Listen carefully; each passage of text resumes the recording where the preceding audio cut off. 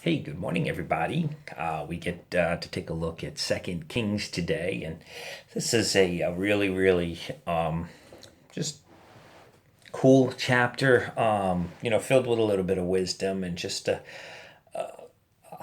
lots of little things in it. And I think today I'll tell you a little bit about it, and then I'm just going to talk and maybe make no sense, maybe I make perfect sense. But we see here that Elijah ascends into heaven here. He's taken up in a fire of chariot. And he is with his spiritual son Elisha. And wherever Elijah goes, Elisha says, I'm coming too. Even if Elijah says, stay here, he says, no, I'd rather be with you. And asks Elijah, well, what is it do you want? What is it do you want? Well,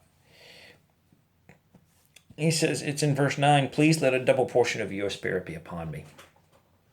So he wants the same gifts as he wants to be like his spiritual father. And, this is just a really good chapter to read and understand and to see the way they interact together as father and son, spiritual father and son, understand that. And there's a lot of different things that go on in here. We should take a lot out of this on how we interact with our spiritual elders and our spiritual children, and to see how they interact is just really cool, and it gives me a little understanding on how I should be interacting and with spiritual elders and spiritual sons. And you see Elijah didn't force anything on him.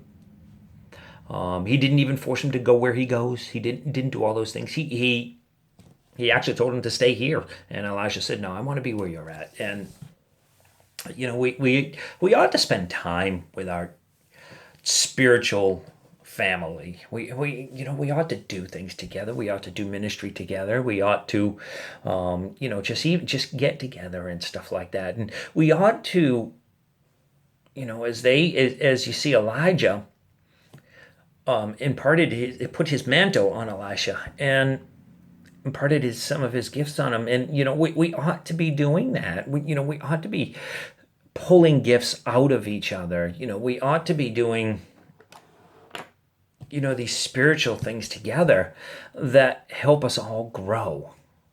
We ought to be doing that. And I think putting demands on our spiritual children is there are certain demands that need to be on them, but demands to help us grow. As somebody once told me, that there's a demand that, well, if you can't help me grow as I'm helping you grow, then I probably don't need you. And yeah, that was said in a general sense. But then I experienced it, and I'm thinking, man says, okay, help me grow. What am I doing wrong? And I say, well, how am I supposed to know that? This is a time where I didn't even know what spiritual sonship and fathership was. Yet I am to tell somebody that I respect, that I look up to, what they're doing wrong. And, that's just not me. And even to this day, yeah, my pastors and stuff like that, they do stuff wrong. They do stuff I don't agree with. They're human. They're not perfect, but I'm not critical of them. They have their own calling from the Lord that they have to walk in. And if I'm a part of that, great. If I'm not, great. And whatever the Lord wants. But to put in an undue burden on a spiritual son to say you need to help me grow is I don't see that. Just don't understand that. And I pray that as we are bringing up sons, daughters, that we're not putting undue burdens on them to help us grow, because that's not the way things are supposed to go. We are supposed to help them grow, and then we are in turn supposed to find our own spiritual elders to help us grow. And it's quite possible. How can you ask somebody you're teaching what you're doing wrong if they don't even know what you're teaching? it just doesn't make sense to me. So I guess this message is about, as I said, I'm just going to start talking. I guess this message is about, the interaction between spiritual parent and a spiritual child. Whether it's female and female or male and male. You shouldn't have cross gender, but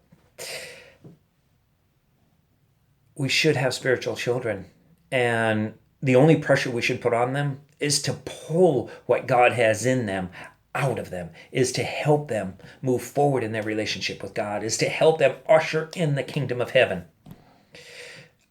I don't really agree that my spiritual children are made to help me grow. I should grow as I help my spiritual children. I should grow as my spiritual parents pull stuff out of me. So I don't know. Just sharing what's on my heart. Hope you have a super day. I love you all. And please share these messages on Facebook, Instagram, whatever, Twitter. We can change a world. We really can. If we would just start letting the kingdom of heaven come through us. Let's do that. Have a super day. Ciao.